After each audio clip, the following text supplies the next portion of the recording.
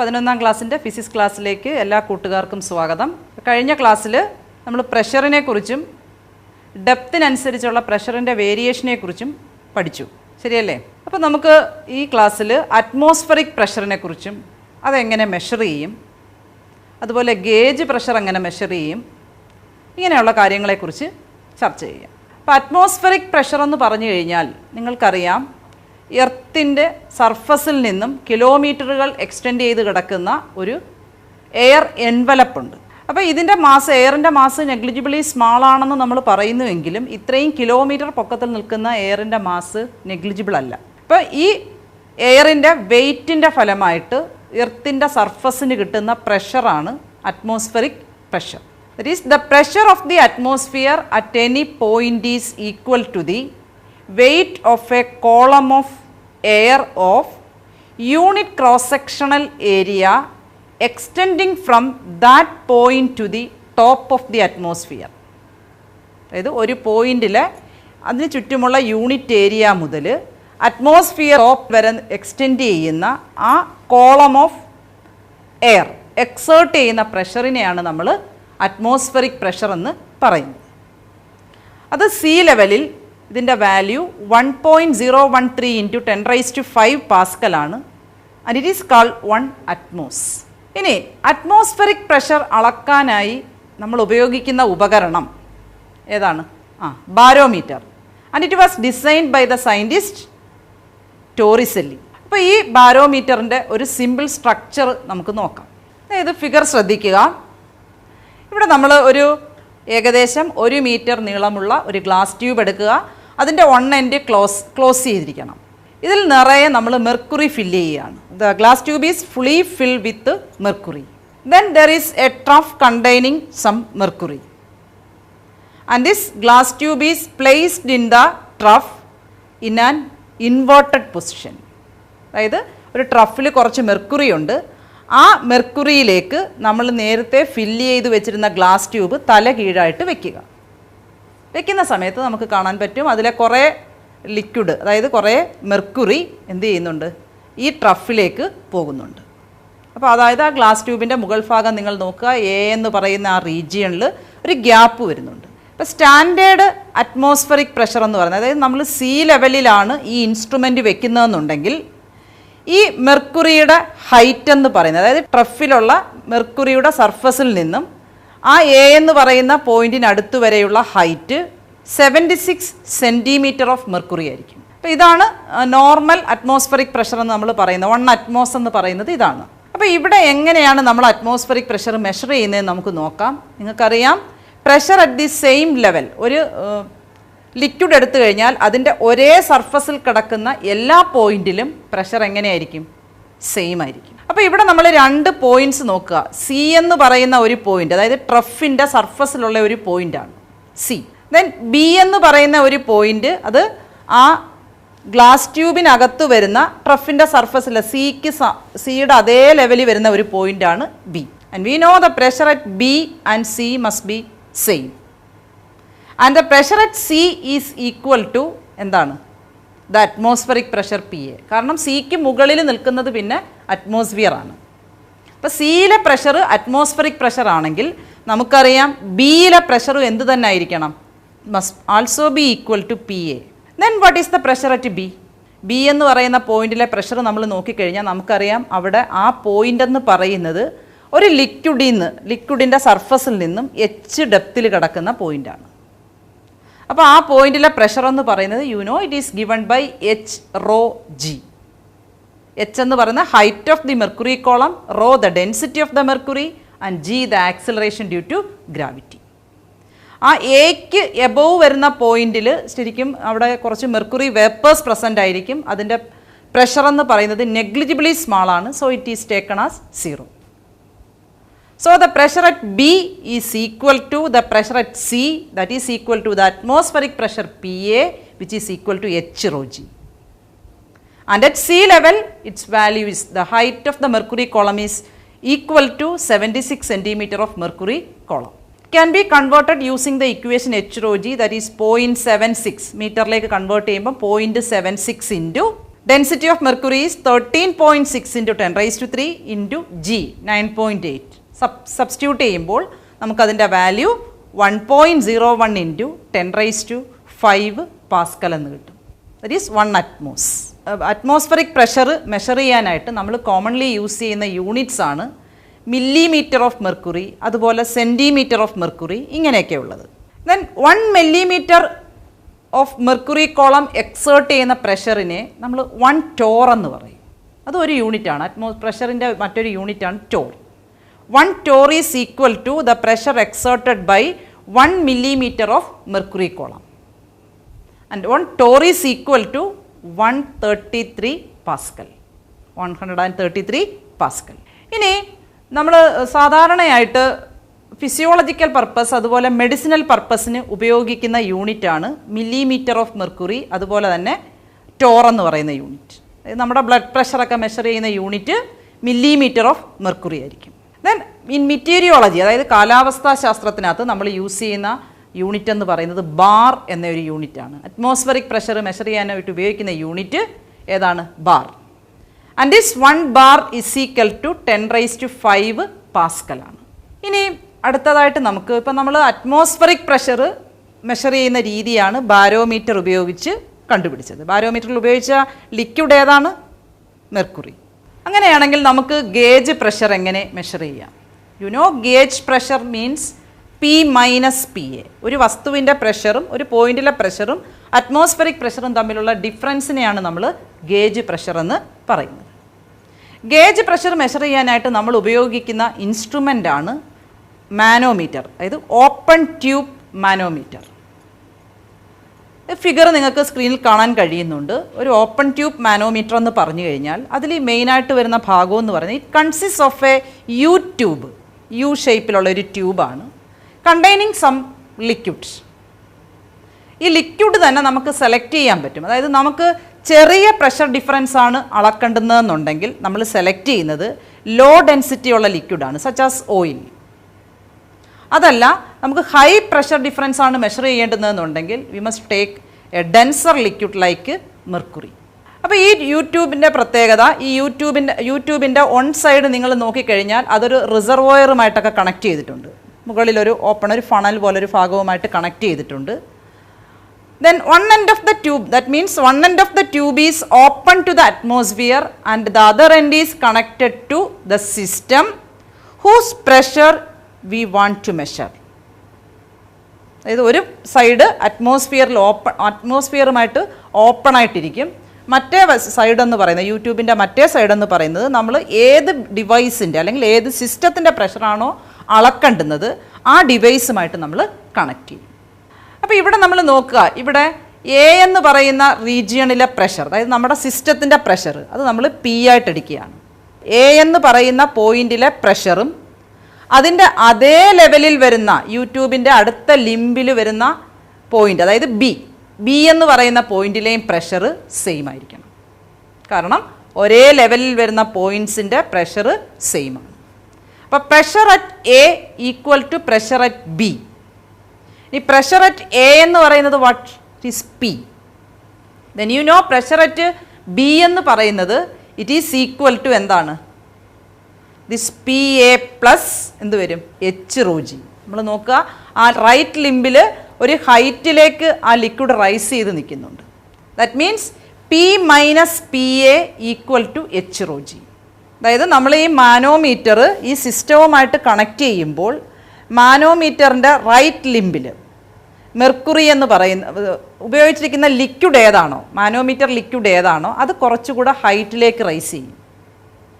അപ്പോൾ ആ height H ആണെന്നുണ്ടെങ്കിൽ P minus P A, the gauge pressure is equal to H rho G.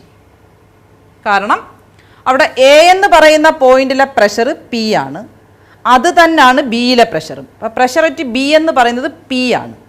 And we know the pressure at B is equal to എന്താണ്? P A plus H rho G. P equal to P A plus H rho G. So P minus P A equal to H rho G.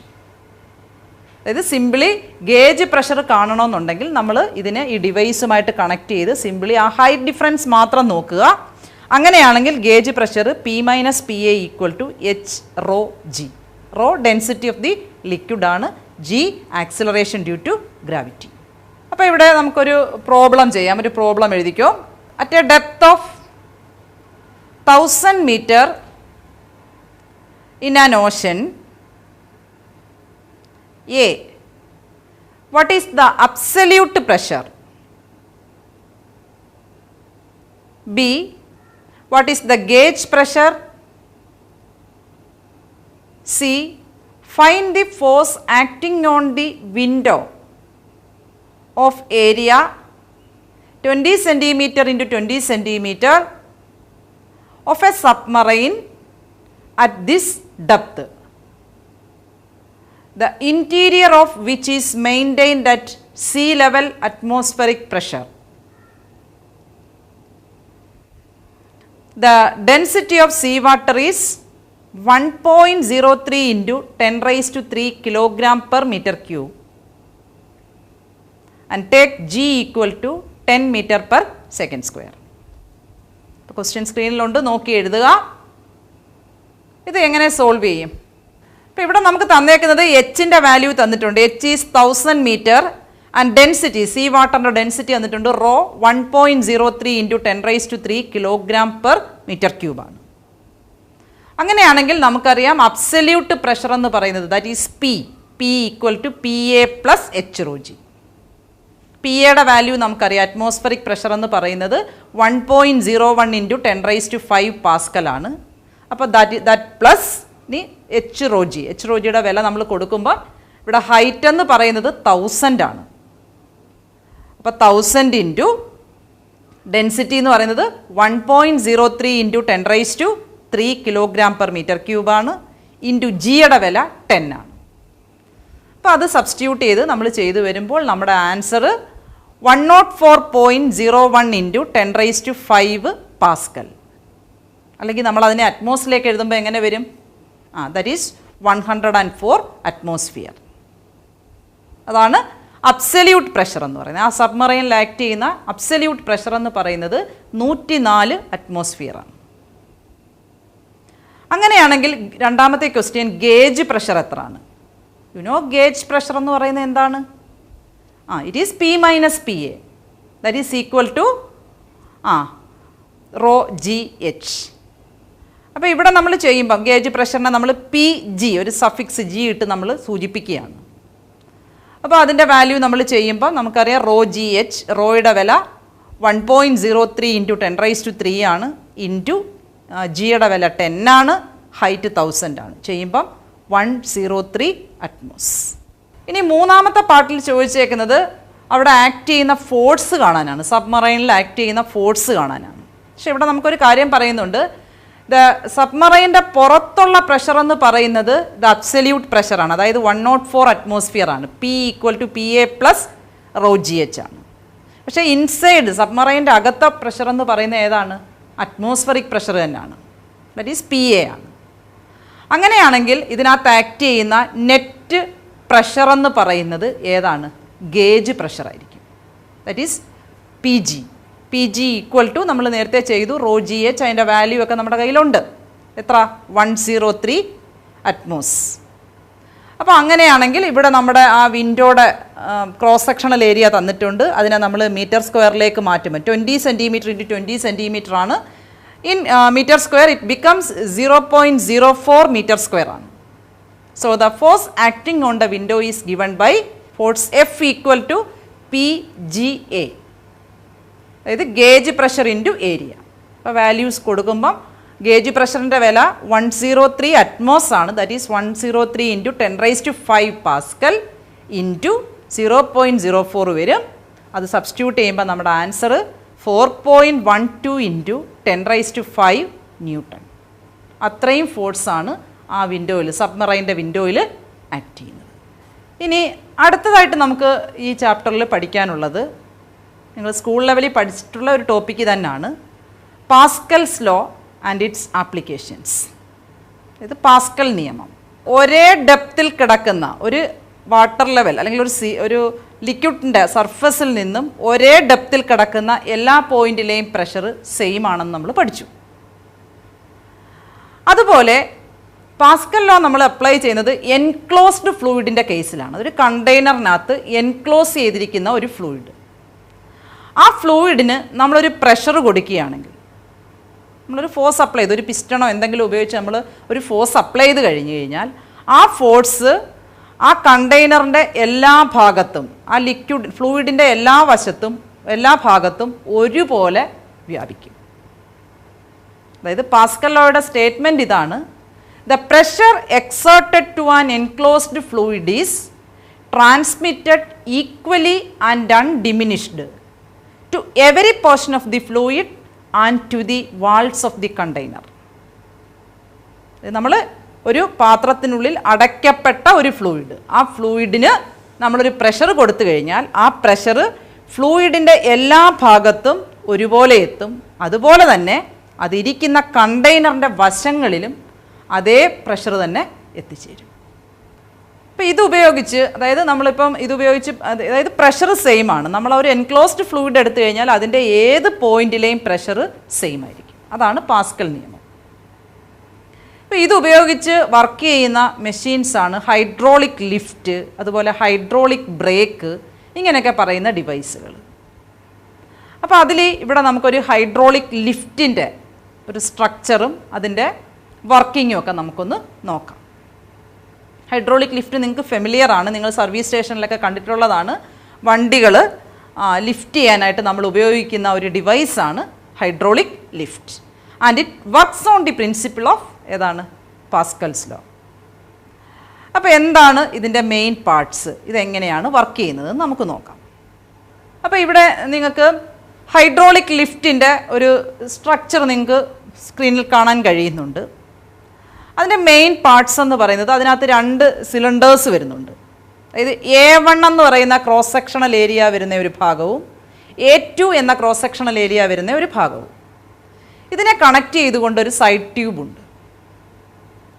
അത് ഫിഗറിൽ നിങ്ങൾക്ക് കാണാൻ പറ്റുന്നുണ്ട്.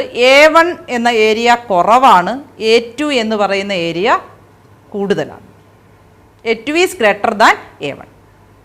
അപ്പോൾ A1 എന്ന് പറയുന്ന ഏരിയയിൽ നമ്മളൊരു പിസ്റ്റൺ ഉണ്ടെന്ന് വിചാരിക്കുക. ആ പിസ്റ്റണിൻ്റെയും ബേസ് ഏരിയ A1 ആണ്. അതുപോലെ A2 എന്ന് പറയുന്ന ഏരിയയിൽ ഫിറ്റ് ചെയ്തിരിക്കുന്ന പിസ്റ്റണിൻ്റെ ബേസ് ഏരിയ A2 ആണ്. ഇതിനകത്ത് ഒരു ലിക്വിഡ് എൻക്ലോസ് ചെയ്തിട്ടുണ്ടെന്ന് വിചാരിക്കുക.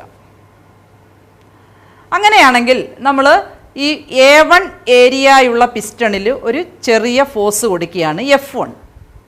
വെർട്ടിക്കലി ഡൗൺവേർഡായിട്ട് ആക്ട് ചെയ്തൊക്കെ രീതിയിൽ നമ്മളൊരു ഫോഴ്സ് കൊടുത്തു, F1. And you know the pressure acting on that area is what? P1 equal to F1/A1. ശരിയല്ലയോ?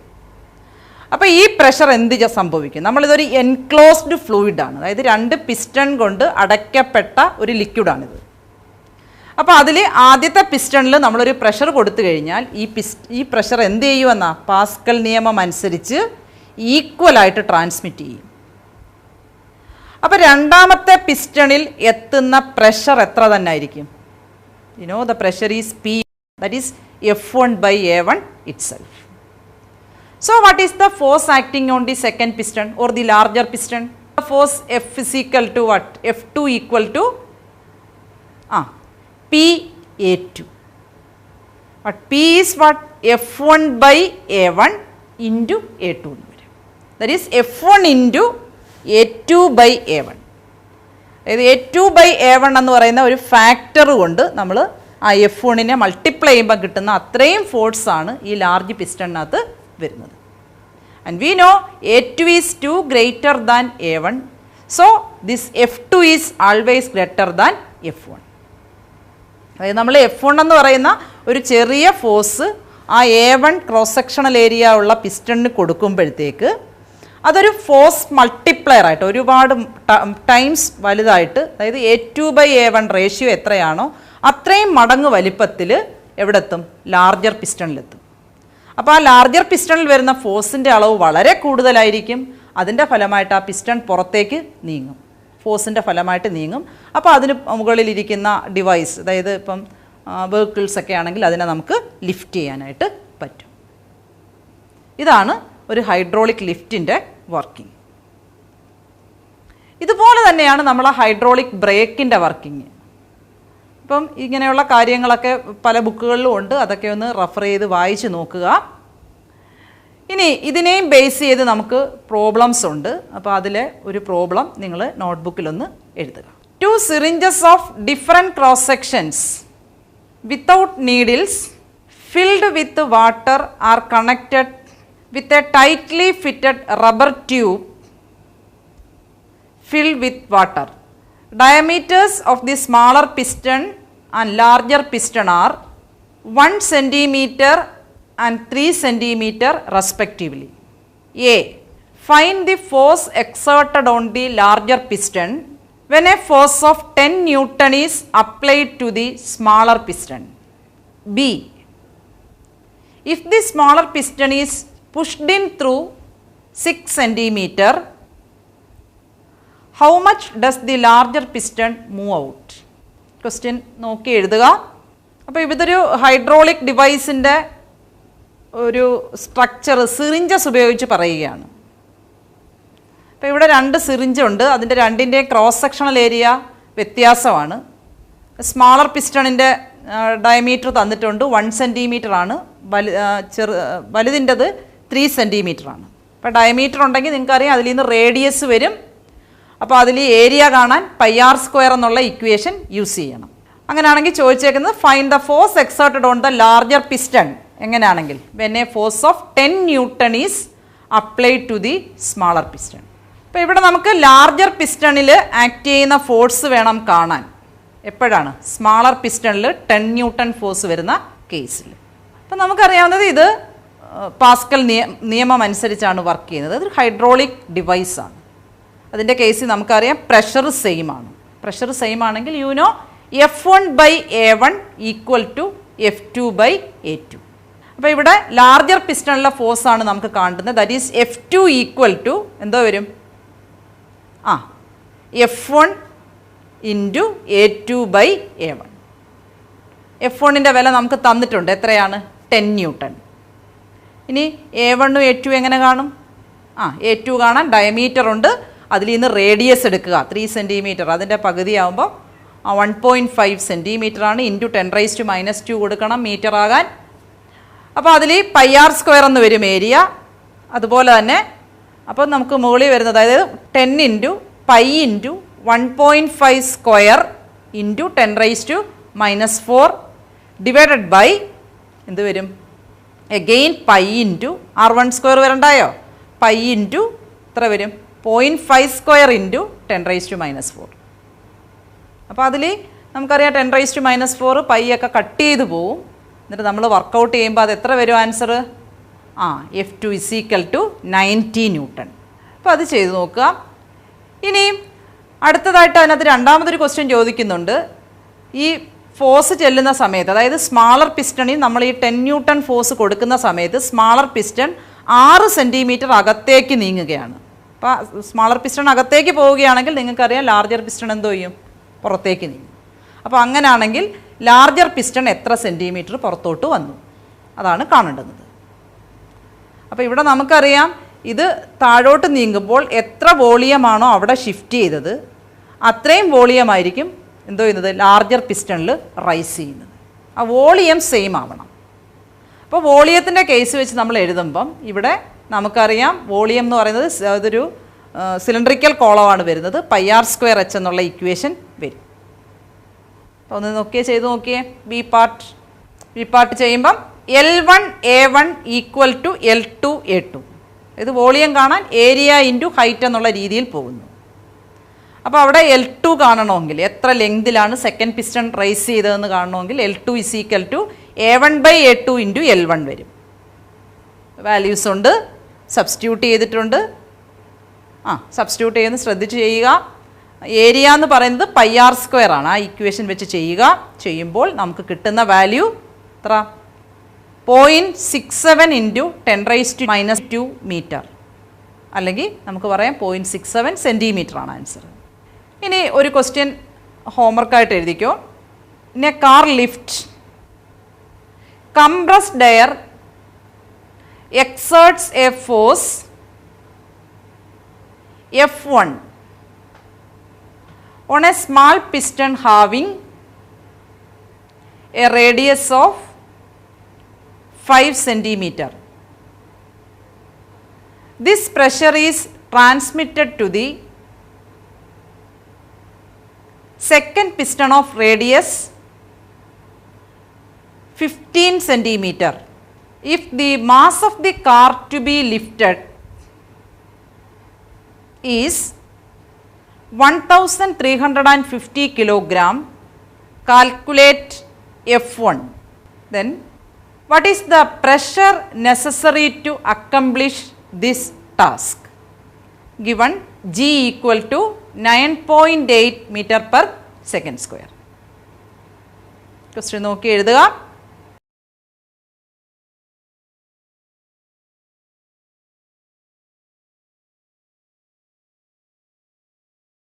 അപ്പോൾ ഈ ക്വസ്റ്റ്യൻ ഒന്ന് ചെയ്യാൻ ശ്രമിക്കുക. നിങ്ങൾ ചെയ്തതിന് ശേഷം നിങ്ങളുടെ ടീച്ചേഴ്സിന് അയച്ചു കൊടുക്കുക. അപ്പോൾ ഈ ക്ലാസ്സിൽ ഇത്രയും ഇപ്പോൾ 2 ക്ലാസ്സുകളായിട്ട് നമ്മൾ പഠിക്കുന്നത് ഫ്ലൂയിഡ് അറ്റ് റെസ്റ്റിൻ്റെ കേസാണ്. അതായത് നമ്മൾ സ്റ്റേഷനറി ആയിട്ടുള്ള ഫ്ലൂയിഡ്സിൻ്റെ കേസിലാണ് പ്രഷർ, അറ്റ്മോസ്ഫിയറിക് പ്രഷർ, അങ്ങനെ അതുപോലെ കുറേ gauge pressure, variation of pressure with depth, അതുപോലെ ഹൈഡ്രോളിക് മെഷീൻസ്, ഇത്രയും കാര്യങ്ങളാണ് ഇതുവരെ പഠിച്ചത്.